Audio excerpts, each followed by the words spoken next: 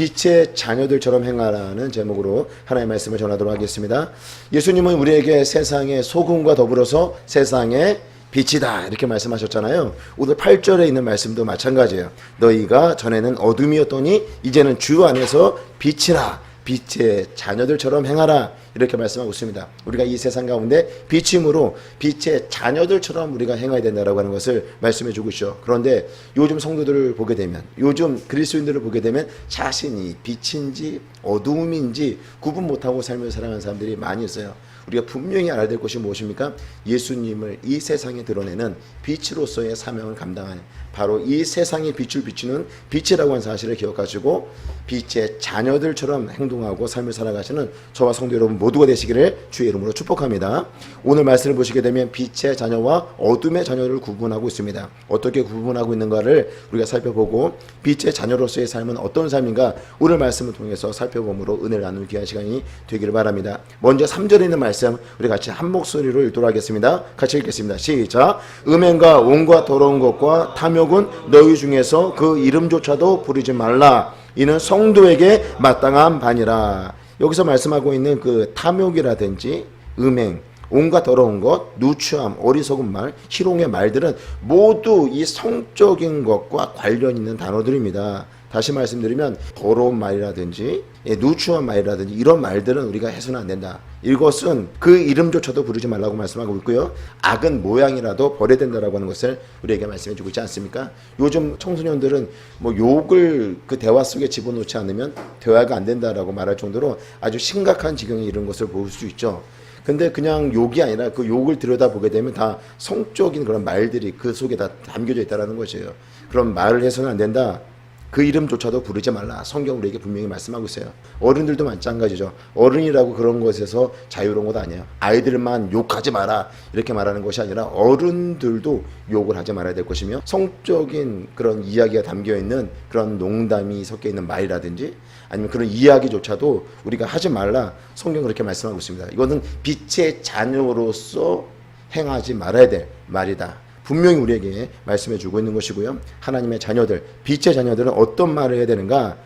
우리가 읽었던 3절 하반절에 있는 말씀을 보시게 되면 오히려 무슨 말을 하라?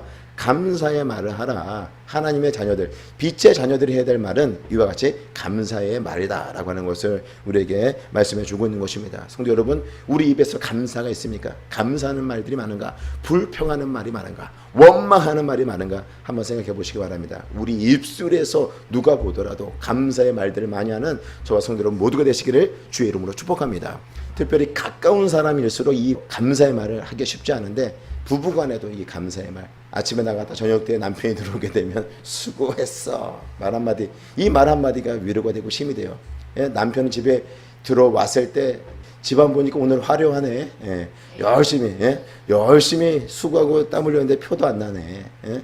하지만 당신이 일한 거 수고한 건 내가 잘 알아. 이런 격려의 말, 위로의 말 한마디 하면 아내가 힘들지 않겠죠.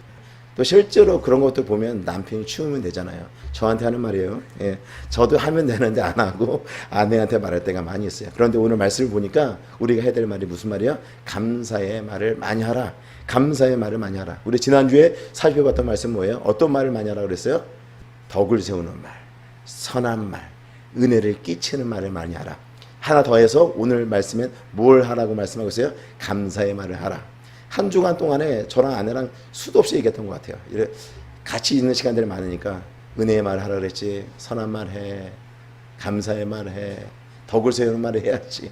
지난주에 했던 그 말씀을 생각하면서 아내랑 같이 적용한다기보다는 그렇게 못하는 말들이 많다 보니까 이런 말들을 하면서 한 주간을 보냈던 것 같은데, 그렇게 쉽지 않아요. 감사의 말을 하는 것이 쉽지 않아요. 감사의 말은 누가 할 수 있습니까? 하나님의 은혜가 채워진 사람이 할 수 있는 거예요. 구원의 은혜의 감격 속에서 삶을 살아가는 사람들이 감사의 말, 은혜의 말, 선한 말, 그리고 덕을 세우는 이런 말들을 할 수 있다고 하는 사실을 기억하시고 하나님의 은혜 가운데 거하시는 저와 성도 여러분 되시기를 주의 이름으로 축복합니다.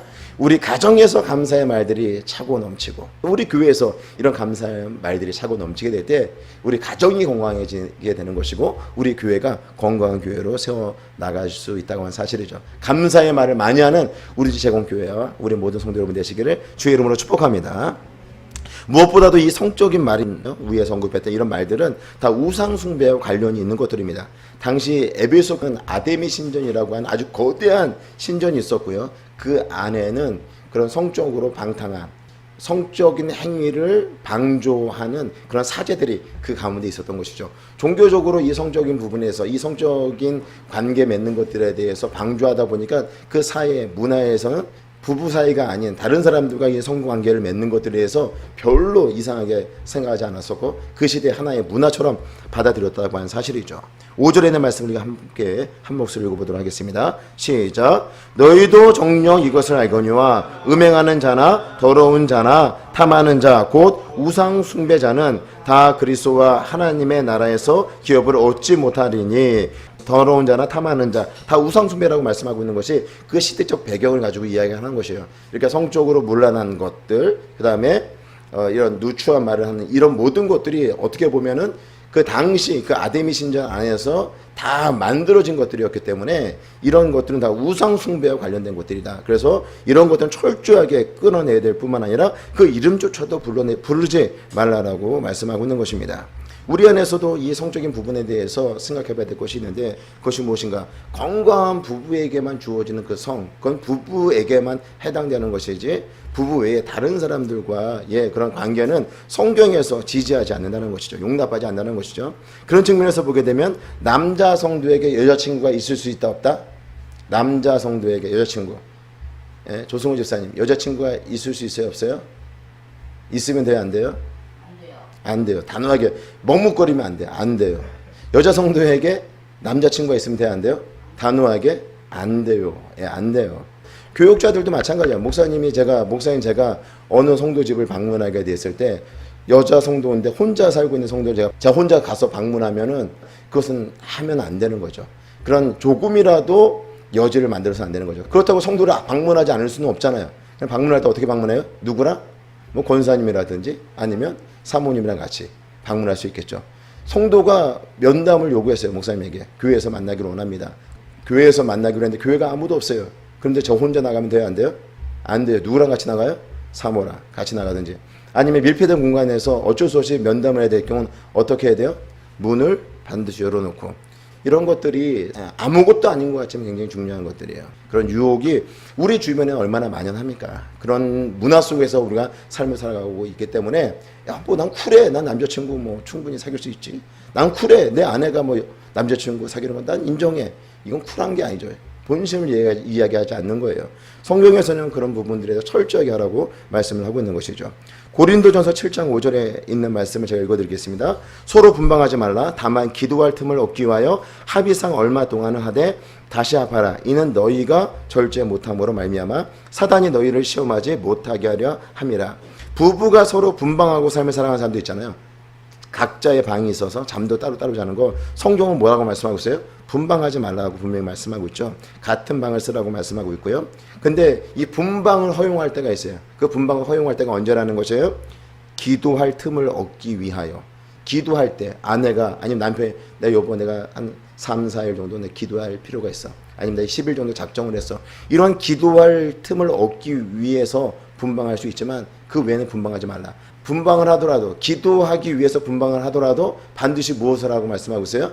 합의하여서 남편이 동의하거나 아니면 또 아내가 동의할 때만 그 시간을 얻어서 따로 기도하는 시간을 갖고 다시 한 방을 써야 된다. 분방하지 말아야 된다라고 하는 것을 말씀하고 있죠. 그럼 다투면 어떨까요? 다투게 되면 분방의 사유가 될까요? 다투게 되면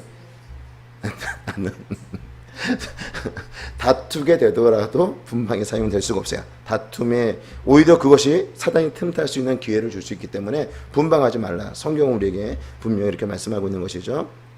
이렇게 우리가 성적인 것에 쉽게 노출되거나 아니면 그런 유혹에 넘어가는 것, 이것은 우상숭배와 관련이 있는 것이고 어두운 가운데 행했던 과거의 그런 우리들의 모습, 그때는 우리가 그렇게 우리 자신이 그런 유혹에 넘어가는 이런 것들에 대해서 어쩔 수 없는 것이다라고 방조할 수 있는 것이죠. 그러나 빛의 자녀인 하나님의 자녀들은 이런 부분에서 아주 선명해야 돼요. 아주 분명할 수 있어야 된다는 것입니다. 이런 부분에서 빛의 자녀들처럼 행할 수 있는 저와 성도 여러분 되시길 주의 이름으로 축복합니다. 듣고 보고 말하고 행동하는 것들이 다 빛의 자녀들처럼 우리가 행해야 된다고 하는 것을 말씀해 주고 있습니다. 에베소서 4장 29절에 있는 말씀인데요. 같이 우리 한 목소리 읽어보도록 할까요? 4장 29절에 있는 말씀입니다. 시작. 무릇 더러운 말은 너희 입 밖에도 내지 말고 오직 덕을 세운 데 수용되는 대로 선한 말을 하여 듣는 자들에게 은혜를 끼치게 하라. 예, 더러운 말, 이게 다 성적인 표현입니다. 성적으로 입에 담지도 못할 이런 말들을 하지 말고 덕을 세우는 말, 은혜를 끼치는 말, 이런 것을 하는 것이 빛의 자녀요, 새 사람으로 지음받은 자녀요, 하나님의 자녀들이 해야 될 말이다라고 하는 것을 말씀해 주고 있습니다. 이제 우리가 그 빛의 자녀들처럼 행하는 것뿐만 아니라 빛의 열매를 또한 맺으라고 말씀하고 있는데 9절 말씀 같이 한번 읽어보겠습니다. 9절 말씀 시작. 빛의 열매는 모든 착함과 의로움과 진실함에 있느니라. 예, 빛의 열매는 모든 착함과 의로움과 진실함에 있다라고 말씀하고 있는데 이 빛의 열매는 역시 하나님의 성품을 말하고 있는 것이요. 예, 진실함이라고 하는 건 거짓되는 것과 반대되는 거잖아요. 거짓. 지난주에도 또 말씀드렸지만 이 거짓이라고 하는 것은 어때요? 우리 자신을 포장하거나 아니면 우리 자신이 가지고 있는 그 약점이나 단점들을 은폐시키기 위해서 하는 말들, 이런 말들이 다 거짓말이라고 말씀드렸잖아요. 그렇게 표현하자면 우리가 엄청나게 많은 거짓말하고 살잖아요. 이 거짓말하는 것은 옛사람의 모습이다. 빛의 자녀가 되었다고 한다면 어떤 열매를 맺어야 된다는 것이에요? 바로 이 진실함의 열매를 맺어야 된다는 거죠. 누가 보더라도 야, 진실한 사람. 다인을 볼 때 다인은 정말 진실한 사람이야. 지연이를 볼 때 지연이는 정말 진실한 사람이야.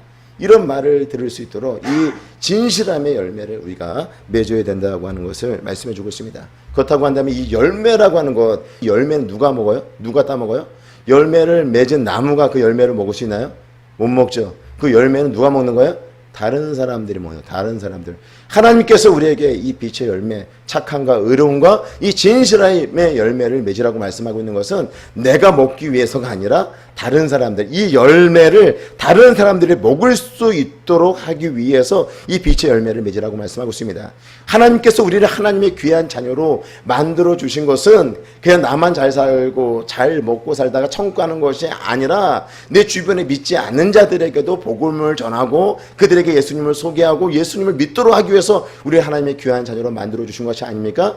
우리를 빛이라고 말씀하고 있는 것은 세상을 환하게 빛이라는 것이잖아요. 빛 대신 그 예수님의 빛을 받아서 반사체로서 이 세상의 빛을 환하게 비춰서 나를 이 세상 가운데 드러내는 것이 아니라 나에게 이런 은혜와 이런 놀라운 구원과 사랑을 베풀어 주신 예수님께로 집중하도록 하기 위해서 그와 같은 빛된 삶을 살라고 우리가 말씀하고 있는 것이죠. 우리에게 이런 착함과 의로움과 진실함의 하나님의 성품의 열매들을 맺어가면 누구에게 집중한다는 것이에요? 우리 하나님께, 우리 예수님께 집중할 수 있다고 하는 사실이죠. 따라서 빛을 환하게 비치면서 이 빛의 열매를 우리가 반드시 맺어야 되는데 그 맺는 것은 내 주변에 있는 사람들이 그 열매를 먹을 수 있도록 하기 위해서 맺어야 된다고 하는 것을 말씀해 주고 있는 것이죠. 그러면 이 빛의 열매를 우리가 어떻게 맺을 수 있는가? 빛의 열매를 맺을 수 있는 방법이 무엇인가? 10절 말씀을 같이 우리 한 목소리 읽어보도록 하겠습니다. 시작. 주를 기쁘시게 할 것이 무엇인가 시험하여 보라. 예, 이 빛의 열매는 어떻게 맺을 수 있는가? 빛의 열매는 모든 착함과 의로움과 진실함에 있느니라 라고 말씀하고 있고요. 주를 기쁘게 할 것이 무엇인가 시험하여 보라. 이 말씀은요, 빛의 열매를 우리가 어떻게 맺을 수 있는가에 대한 부분을 말씀하고 있는 것이에요. 빛의 열매는요, 하나님께서 기뻐하시는 것이 무엇인가를 우리가 생각하면서 행하게 될 때 자연스럽게 빛의 열매들이 맺혀질 수 있다고 하는 사실이죠. 그렇다고 한다면 하나님께서 기뻐하시는 것을 우리가 어떻게 할 수가 있어요? 다인아, 하나님께서 기뻐하시는 건지 아닌지 어떻게 할 수 있어요? 내 안에 그것을 구분할 수 있는 기준이 있을까 없을까? 어느 정도는 있어, 그죠? 예? 만약에 내가 주일에 교회를 가야 되는데 그 전날에 만약 내일은 교회 갈 마음이 생기지 않는다, 교회 가고 싶지 않다, 이거는 우리 주님을 기쁘게 하실 마음이 아니죠, 그렇죠? 어떻게든지 오늘 내가 할 것들 다 끝내놓고 일찍 자고 아침 일찍 일어나서 교회 갈 준비를 하고 교회 가서 말씀 듣고 내 말씀대로 한번 살아보겠다, 이것이 하나님께서 기뻐하시는 마음이겠죠. 이거 말고도요, 우리가 다양하게 생각해 볼 수 있어요. 우리 삶에서 하나님께서 기뻐하시는 것이 무엇인지를 우리가 꽤 많이 알고 있어요. 꽤 많이 알고 있는데 그것을 우리가 행하게 될 때, 하나님께서 기뻐하시는 것을 행하게 될 때 이런 착함과 의로움과 진실함의 열매들이 맺혀져 간다는 것이에요. 기쁘게 할 것이 무엇인가 하나님을 시험해 보라고 말씀하고 있잖아요. 하나님을 기쁘게 하시는 일들을 우리가 해보라는 것이에요. 하게 될 때 이런 열매들, 이런 성령의 열매들, 이런 하나님의 성품의 열매들이 우리 삶 가운데 맺혀질 수 있다고 하는 것을 말씀해 주고 있는 것이죠. 또한 우리가 그냥 그렇게 하나님께서 막연하게 하나님께서 기뻐하시는 것이 무엇인지 알고 있기 때문에 이제부터 내가 하나님의 말씀 필요 없어. 그냥 내 생각과 내 의지대로 내가 하나님께서 기뻐하시는 것이 무엇인지를 내가 이제 판단하고 내가 선택해서 하나님께서 기뻐하시는 거 하면 되겠지. 이렇게만 해서는 안 된다는 거죠. 하나님의 말씀을 통하여서 하나님의 말씀을 보시게 되면 하나님의 뜻이 무엇인지가 너무나 선명하게, 너무나 분명하게 우리에게 말씀해 주고 있잖아요. 말씀을 가까이 하면서 하나님의 뜻이 무엇인지, 하나님께서 기뻐하시는 것이 무엇인지를 우리가 그 말씀을 붙잡고 순종하는 삶을 살게 될 때 이런 빛의 열매들이 주렁주렁 맺혀지게 된다고 하는 사실이죠. 그러면 이 빛의 열매들이 맺혀지게 될 때 내 주변에 있는 사람들이 우리 가운데 맺혀져 있는 그 열매를 보고 우리 하나님께 집중할 수 있도록 한다라고 말씀하고 있는데요. 우리 11절에 있는 말씀을 같이 한번 보겠습니다. 같이 읽겠습니다. 시작. 너희는 열매 없는 어둠의 일에 참여하지 말고 도리어 책망하라. 어둠 가운데 있는 자들을 책망하라고 말씀하고 있어요. 그런데 우리가 세상 가운데 있는 그 어둠 가운데 있는 자들을 막 책망하게 되면 어떻게 돼요? 그 사람들이 더 멀어질 수 있는 것이죠. 우리는 무엇으로 그들을 책망할 수 있어요? 우리가 가지고 있는 그런 선한 열매를 가지고 세상 사람들을 책망할 수 있어요. 세상 사람들을 부끄럽게 만들 수 있다고 하는 사실이죠. 12절에 있는 말씀, 우리 13절에 있는 말씀도 같이 읽어보겠습니다. 시작. 그들의 은밀히 행하는 것들은 말하기도 부끄러운 것들이라. 그러나 책망을 받는 모든 것은 빛으로 말미암아 드러나나니 드러나는 것마다 빛이니라. 예, 은밀히 행하는 것들은 말하기도 부끄러운 것들인데 하나님의 자녀들은 그 어두운 가운데 있는 자들을 책망하여서 그 어둠이 얼마나 부끄러운 것인가를 계속해서 폭로하며 삶을 살아가라는 것이에요. 너가 지금 어둠 가운데 있어. 그 어둠이라고 하는 것은 부끄러운 거야. 이것을 책망하고 그것을 폭로하는 그런 삶을 살아가는 것이 바로 빛의 자녀들인 하나님의 자녀들이라는 것인데, 세상에 있는 그 어둠 가운데 있는 자들을 폭로하는 다양한 방법들이 있는데 그것 중에 하나가 무엇이라는 것이 오늘 말씀에서 열매를 맺는 거야. 착함, 의로움, 그리고 진실함의 열매를 맺으면 세상 사람들이 우리들의 모습을 바라보면서 하나님의 말씀대로 순종하며 이런 착함과 의로움과 진실함을 가지고 살아가는 우리들의 모습을 바라보면서 자신들이 지금 부끄러운 가운데 있구나, 내가 지금 어두운 가운데 있구나, 이것을 깨닫게 되고 어디로 나오게 된다는 것이에요? 빛 가운데로 나오게 된다는 거예요. 성도들의 행실을 보면서 이 땅에 믿지 않은 어둠 가운데 있는 자들이 빛 가운데로 나오게 된다는 것이에요. 우리 가정에서도 마찬가지고요. 우리 지역에서도 마찬가지예요. 하나님의 말씀에 순종하며 그런 빛의 열매들이 맺혀지는 그런 모습들을 바라보면서 이 지역에 죽어가는 영혼들이 주님께로 나오게 된다고 하는 것을 말씀해 주고 있어요. 우리가 보다 적극적으로 어둠 가운데 있는 자들을 책망하고 그들의 가운데 있는 그 부끄러움을 우리가 직접적으로 가서 너가 지금 부끄러운 행동을 하고 있어 드러내는 일을 하지 않더라도 우리가 빛의 열매를 맺게 될 때 자연스럽게 세상에 있는 사람들은 자신이 지금 부끄러운 일을 하고 있구나, 어둠 가운데 있구나 라고 하는 사실을 깨닫게 되고 빛 가운데로 나올 수 있게 된다고 하는 사실이죠. 그래서 우리가 이 빛의 열매를 맺어야 된다고 말씀하고 있는 것이에요. 나 혼자만 예수 잘 믿고 구원받는 것이 아니라 내 주변에 있는 사람들도 빛 가운데로 나오도록 하기 위해서 반드시 우리가 빛의 열매를 맺어야 된다고 하는 것을 말씀해 주고 있습니다. 14절에 있는 말씀 같이 한번 목소리를 읽도록 하겠습니다. 시작. 그러므로 이르시기를 잠자는 자여 깨어서 죽은 자들 가운데서 일어나라. 그리스도께서 너에게 비추이시리라 하셨느니라. 잠자는 자, 성도들에게 요청하고 있는 거야. 잠을 자고 있는 성도, 어둠 가운데 머무는 성도들이여, 이제 그 죽은 자들 가운데서 일어나서 그리스도께서 너에게 빛을 비추는데 그 빛을 받아서 세상에 비추라고 우리에게 말씀하고 있는 것입니다. 성도 여러분, 이 세상은요 어둠 가운데 있는데 그 어둠 가운데에서 헤어날 방법을 전혀 모르고 있어요. 건강하지 못한 가정, 건강하지 못한 부부들, 이 세상에 있는 사람들은요 그 어둠으로부터 벗어나고 싶지만 벗어날 수 있는 방법이 없는 거예요. 성도들이 그들 가운데 빛을 비춰주지 않으면 그들은 그 가운데서 나올 수 있는 방법이 전혀 없다라고 하는 사실이죠. 그래서 우리가 해야 될 것이 무엇입니까? 빛의 열매들을 통하여서 이 세상에 빛을 비춰서 아, 내가 지금 어두운 가운데 있구나, 내가 지금 부끄러운 가운데 있구나, 그 빛을 보고 나올 수 있도록 빛의 자녀로서 이걸 삶을 살아가는 저와 성도 여러분 되시기를 주의 이름으로 축복합니다.